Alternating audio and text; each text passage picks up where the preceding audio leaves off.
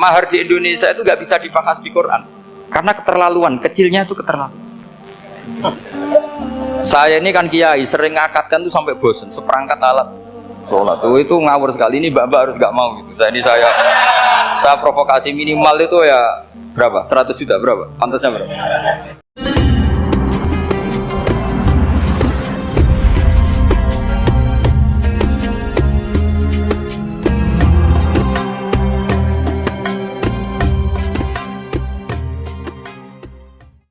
Problem sekarang adalah banyak mufassir yang hanya mengartikan dari terjemah. Itu bahaya sekali. Jika ada orang yang menikah secara mut'ah, itu kan mirip kayak transaksi zina. Mereka berdalil famastamta'tum bihi minhunna fa'atuhunna ujurahun. Perempuan yang sudah kamu nikmati, yang penting kamu bayar. Terjemahnya seperti itu. Karena ujur itu jamaknya ujroh. Itu fatal sekali. Padahal ayat itu begini, settingannya begini, setting siakul kalamnya atau asbabun nuzulnya begini. Ini sekaligus, memang saya sengaja ngaji dengan tema yang berat untuk penghormatan pada yang ngaji. Kalau temanya ringan kan kayak TPG. Jadi ini supaya gue keren-kerenan, ini ada doktor Pak Oni pernah dekan Fakultas Hukum. Jadi kalau saya nanti salah tinggal ditangkap saja, gampang kan? Tapi nangkap saya berurusan dengan Tuhan. Jadi kalau orang dekat Allah itu yang tanggung jawab itu Allah. Jadi dia bisa menang di kepolisian tapi kalah di hukum Tuhan. Jadi, kalau berhadapan-hadapan dengan saya. Begini asbabun nuzulnya begini. Wal muhsanatu minan nisa yang awal juz 5 itu ya kita santai aja. Yang awal juz 5 itu sebetulnya maktuf diatafkan pada ayat hurrimat alaikum ummahatukum wa banatukum wa akhwatukum wa ammatukum wa kholatukum wa banatul akhi wa banatul ukhti. Jadi perempuan yang haram dinikah itu ada 7 yang faktor nasab, yaitu siapa? Ibu, putri, saudara putri, bulik dari bapak, amah itu bulik dari bapak, kholah itu bulik dari ibu, keponakan dari saudara lelaki, keponakan dari saudara perempuan. Ini disebut haram karena nasab gen. Kalau orang Jawa bilang hanya 4 karena ngitungnya bulik baik dari bapak maupun ibu. Kalau orang Jawa bilang kan bulik terus keponakan dihitung 1. Padahal ada keponakan dari saudara lelaki, ada keponakan dari saudara apa? Perempuan. Wa banatul akhi wa banatul ukhti.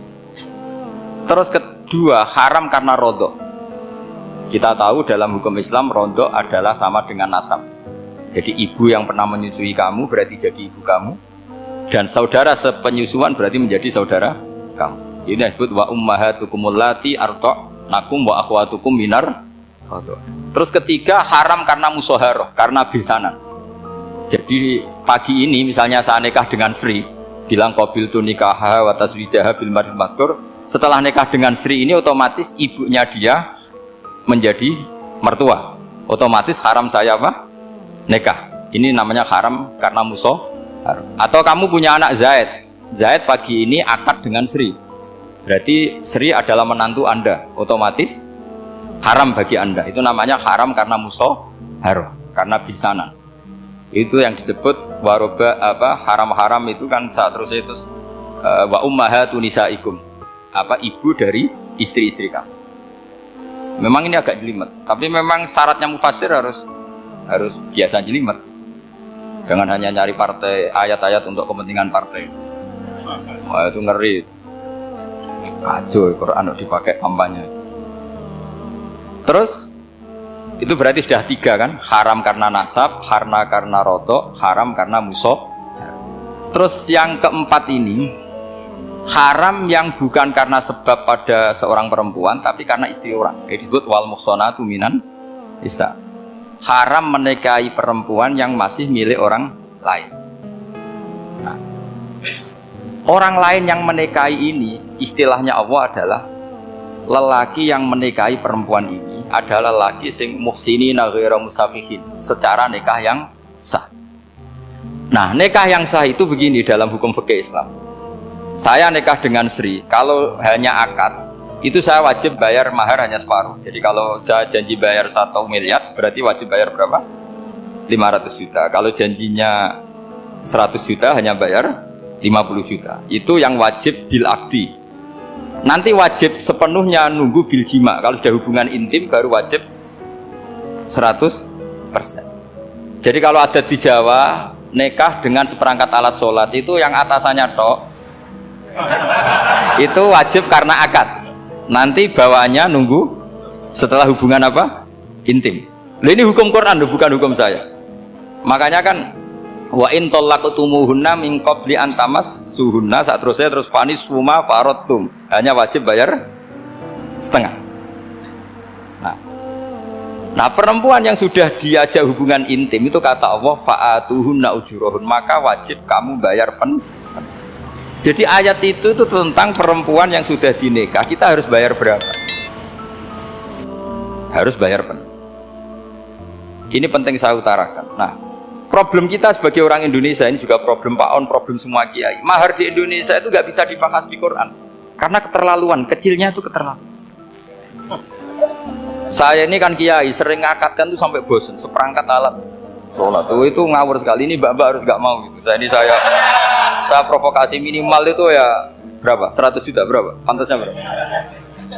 Pantasnya berapa? 10 gram itu berapa nilainya? Kan 1 gram 500.000 baru 5. Ya sudah mendingan itu 10 gram.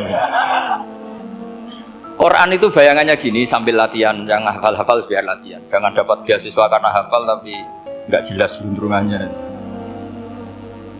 Quran tuh bayangannya gini, ini nggak mungkin Quran ini bisa dibaca di Jawa. Wa in aradtum istibdala zaujim makana zauji wa ataitum ihdahunna qintaran fala ta'khudhu minhu syai'a. Jika kamu nikah sama seorang perempuan, kemudian kamu cerai, maka mahar yang sudah kamu berikan jangan ambil lagi. Karena mahar di Arab itu mahal, 100 juta, kadang mobil Alphard, kadang GMC. Sehingga setelah menceraikan tuh kebayang menarik. Kok enak, dulu saya memberikan itu kan dapat servisnya, sekarang sudah saya cerai, saya tarik. Kalau mahar di Indonesia kan seperangkat alat sholat. Jadi gak kebayang ada kalimat fala ta'khudhu minhu syai'a, jangan ambil lagi. Kebayang ngambil aja enggak? Apalagi kalau nikahnya sudah 2 tahun kan sudah lusuh, sudah. Tapi kalau di Arab itu kebayang karena mahal. Makanya orang Arab suka nikah orang Indonesia karena murah. Jadi bahasa kintoron tuh harta yang nggak ternilai. Wa ataitum ihdahunna kintoron, yang nggak ternilai, mahal betul. Itu pernah saya hitung, ada yang mahar itu 400 juta, ya sekira segitu. Nah makanya setelah dicerai Allah memperingatkan, setelah kamu kasihkan ya jangan minta lagi. Kenapa kepikiran minta? Karena jumlahnya besar. Kalau di Indonesia kepikiran nggak minta, nggak kepikiran, saking kecilnya. Seperangkat alat sholat kadang 1 juta. 1 juta itu setelah hubungan intim, sebelumnya yang wajib hanya 500. Itu kan gak kebayang. Makanya susah ngartikan Quran di Indonesia, kadang susah karena kadang terlalu. Itu pernah Sayyidina Umar radhiyallahu anhu pernah bilang begini, wahai para perempuan, mahar itu jangan mahal-mahal, kasihan para lelaki. Itu ada perempuan alimah ya, orangnya alim betul, meskipun gak pernah sekolah di UI tapi alim gitu. Itu usul langsung gini, ya Amirul Mukminin, laisa dzalika laka ya Amirul Mukminin. Waqad qala ta'ala wa atiitum ihdahunna qintaran. Kamu hanya seorang Amirul Mukminin, tidak berhak bikin aturan pembatasan mahar. Allah saja tidak batasi, kenapa kamu batasi? Sehingga dulu yang namanya nikahnya Sulaiman Agung atau Jamaluddin siapa Ratu Agung, kalau hadiah ya sampai tas mahal itu. Kan dari bahasa Arab mumtaz mahal, mumtaz itu istimewa, mahal itu dia punya istri yang sangat dicintai, dikasih hadiah mumtaz mahal. Terus ilat Jawa jadi apa? Tas mahal. Itu sama Mujid Ulil Albab kalah. Itu kalau cerai kan kepikiran minta lagi. Dikasihkan yang baru. Tapi kalau di Indonesia tidak mungkin karena apa tadi? Seperangkat alat sholat. Udah gitu nyari yang murah lagi. Yang bagus kitanya, bungkusnya yang bagus. Maka nggak mungkin kita maknani Quran tanpa mengenal yang bernama asbabin. Karena makna ayat itu bisa kacau kalau kita tidak tahu asbabin.